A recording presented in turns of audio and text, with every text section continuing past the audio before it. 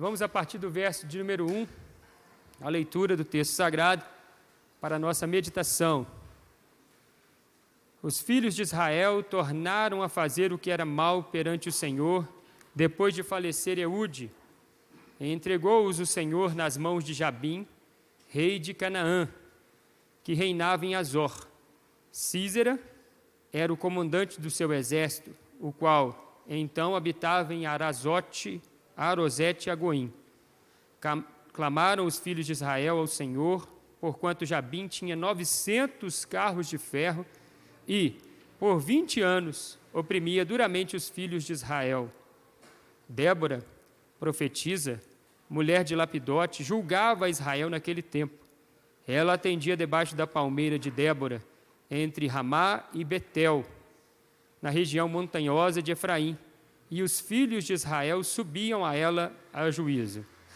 Mandou ela chamar a Baraque, filho de Abinoão, de Quedes, de Naftali, e disse-lhe: porventura o Senhor, Deus de Israel, não deu ordem, dizendo: vai e leva gente ao monte Tabor, e toma contigo 10.000 homens dos filhos de Naftali e dos filhos de Zebulon?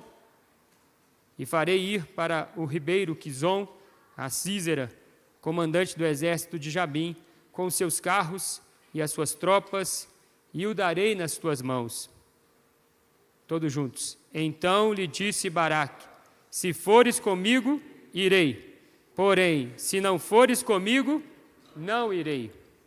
Senhor, tua palavra está diante de nós e te damos graças, ó Deus, por esse tempo tão precioso de estudo da tua palavra, um domingo atípico. Que o Senhor nos fale ao coração poderosamente em nome de Jesus. Amém. Hoje é o dia do debate, terminando o nosso curso do trimestre, sobre a questão dos homens, das mulheres, a masculinidade, a feminilidade. E nós já estamos usando este devocional, deste culto da manhã. Esse sermão já faz parte do nosso debate. Então, nós estamos iniciando nesse momento e pensando biblicamente sobre esse tema, nesse texto em destaque. Nós sabemos que toda a história da humanidade, ela está dentro de um prisma teológico chamado de criação, queda, redenção. E esta redenção, a última parte, ela se subdivide em duas partes, porque nós temos o já e ainda não da teologia cristã. Já somos salvos, mas ainda não completamente. Já somos do Senhor, mas ainda não, assim, numa perfeita situação onde nós não temos mais o pecado e o pecado já não mais domina sobre as nossas vidas. E aqui, meus irmãos queridos, nós precisamos entender que o povo estava na queda, o povo estava numa desordem, como nós estamos hoje. A desordem do mundo veio por conta da queda. Tudo era perfeito, tudo era maravilhoso, tudo era grandioso. Tudo criado de uma maneira assim perfeita e maravilhosa, assim como nós temos os papéis, porque a humanidade foi criada à luz, à imagem de Deus.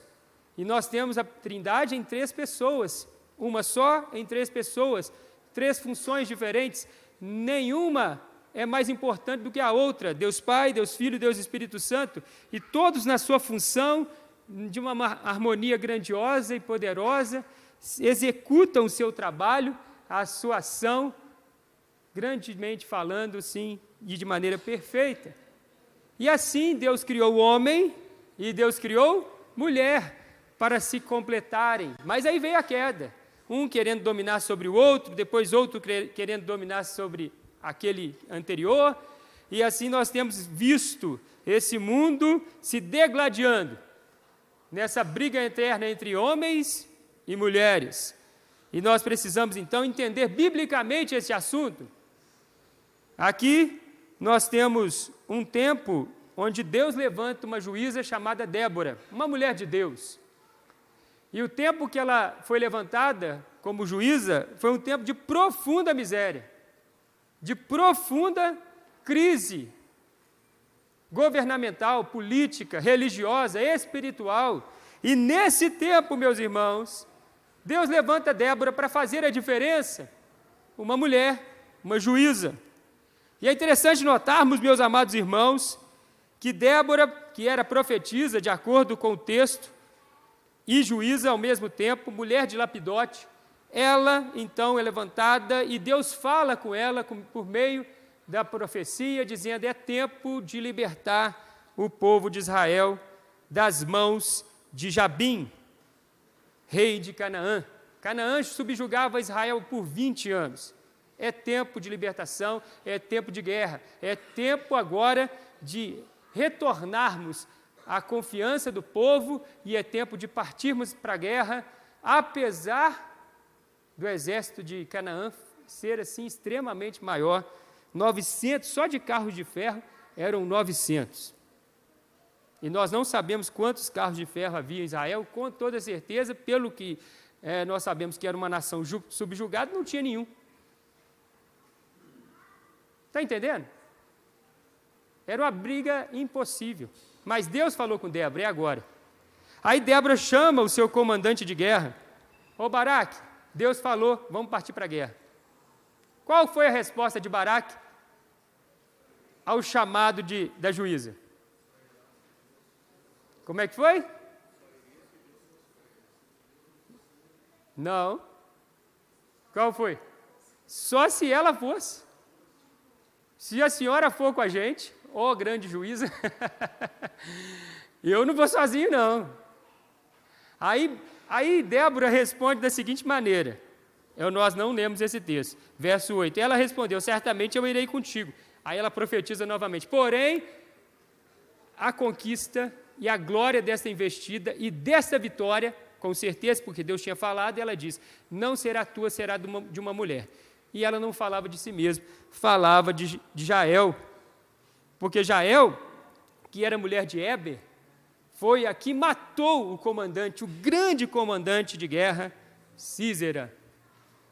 A batalha acontece, Israel começa a vencer, Sísera, percebendo que a batalha seria uma derrota e ele iria morrer, ele corre para se esconder, quando passa no caminho, na cabana de Éber. Éber era do povo de Israel, da família do sogro de Jetro, da descendência de Jetro, que se tornou israelita, com toda certeza essa família foi circuncidada, e esse Éber, ele resolveu fazer aliança com o inimigo, porque se Israel estava sendo dominada, nós vamos fazer aliança com o inimigo, para ficar mais confortável. Quando Sísera foge e vê a cabana de Éber, não, aqui eu estou tranquilo, ele é dos nossos, sendo que não era. Só que Jael não concordou com aquilo. Jael sai da tenda, preste atenção, só para resumirmos a história. Jael sai da tenda, pega uma estaca da tenda, derruba um pedaço da tenda, pega uma estaca, pega um martelo, o homem está dormindo porque ela deu leitinho para ele, dizendo: você não é bem-vindo aqui neste lugar. Ele pediu água, ela deu leite. Como que se você, num deserto tremendo como essa região aqui, o sujeito chega da batalha, cansado, com sede, pede água, ela não dá, porque é o costume, você já chega com água antes do vizinho, do visitante eu pedir, ela dá leite. Ele deita, ele dorme, ela pega a estaca, pega o martelo e na cabeça, com tanta força do braço de Deus, que traspassou o crânio e pregou o crânio no chão. Violento, né? Sim ou não? Mas foi a vontade de Deus. Tanto é que o capítulo 5 termina a história com Débora cantando e glorificando a Deus pela grande vitória que Deus tinha dado. E aí Débora diz o seguinte, preste atenção: bendita, verso 24 do 5, bendita seja sobre as mulheres Jael, mulher de Éber, o queneu, bendita seja sobre as mulheres que vivem em tendas. Bendita seja sobre as mulheres. Água pediu ele, leite lhe deu ela, em taça de príncipes lhe ofereceu nata, você não é bem-vindo aqui. A estaca estendeu a mão e ao maço dos trabalhadores à direita e deu o golpe em Císera, rachou-lhe a cabeça, furou e traspassou-lhe as fontes. Ela glorifica a Deus, dizendo, foi Deus quem usou Jael, foi Deus quem usou mulher, essa mulher de Deus. Queridos, a criação foi perfeita. Deus criou tudo de maneira perfeita. O homem na gerência de sua casa, a mulher para ser esse escudo ali, esse auxílio maravilhoso de Deus. Todos os dois feitos da mesma substância, imagem e semelhança de Deus. Pois o homem veio do barro e a mulher foi feita de um pedaço da costela do homem. Mas todos os dois foram criados à imagem e semelhança de Deus. Não há diferença de substância. Não há diferença ontológica de ser. Todos os dois foram criados de maneira perfeita, harmoniosa. E assim, na função de um encaixando, e se encaixa sexualmente, se encaixa humanamente falando, moralmente falando, nesse auxílio um para com o outro, seguindo a palavra, nós precisávamos andar dessa forma, mas a queda veio. E junto com ela vem uma disruptura tremenda, disfunção, confusão, tempo de achar o homem que domina sobre a mulher e achar a mulher que tem que dominar sobre o homem, essa guerra sem fim, que o século vive até hoje. E aí, como é que nós vamos entender isso, biblicamente falando?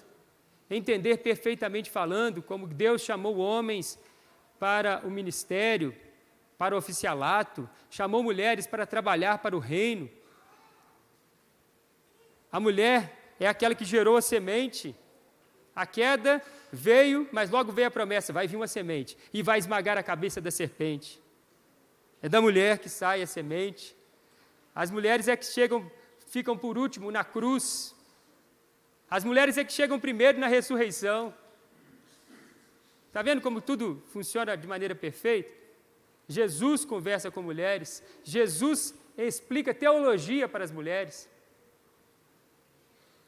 Tem alguma dificuldade nisso? A questão é diferença de funções. Qual é a sua função no reino de Deus? Como homem, como mulher, como servo, como serva de Deus? Qual é a sua função? Que Deus nos ajude para que as nossas casas, nossa família, nossa igreja seja harmônica e viva a restauração. Apesar dos nossos pecados que ficaram para trás, Jesus disse que Ele pega esses pecados e lança no mais profundo abismo. E dele não toma de volta. Foi isso que Ele fez com a mulher samaritana, foi isso que Ele fez com a prostituta. Quem não tiver pecado, que atire a primeira pedra. Então, Deus tem restaurado, e nós estamos nesse estágio de redenção, não completo ainda. Vai ser completo, para a glória de Deus. O céu é o nosso lar. A glória de Deus tem sido reservada para todos nós.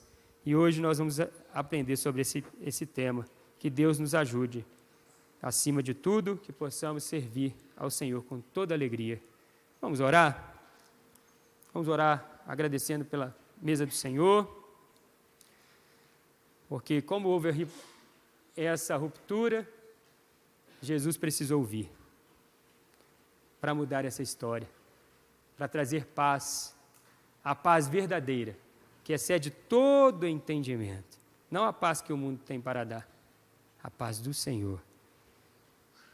Foi Jesus quem usou Débora, foi Jesus quem usou Jael, é Jesus quem te usa.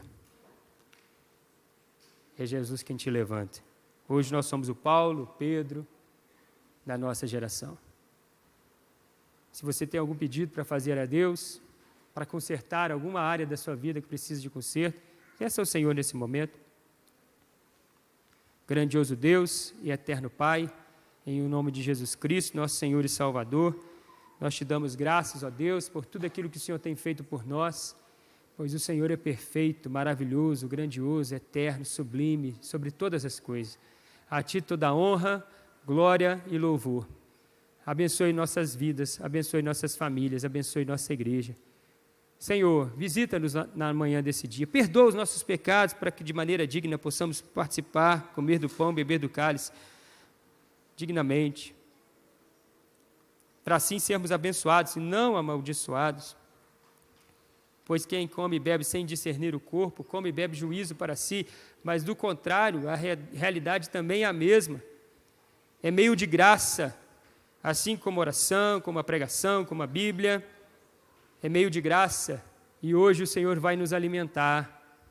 Nós declaramos a cura do Senhor para aqueles que estão enfermos, nós declaramos a cura para o pecado, aqueles que estão vivendo em guerra dentro de casa, essa disruptura completa do que é certo, traz paz aos nossos lares, alimenta-nos da verdade, alimenta-nos da tua unção, do teu poder, e encha-nos com teu poder e com a tua graça.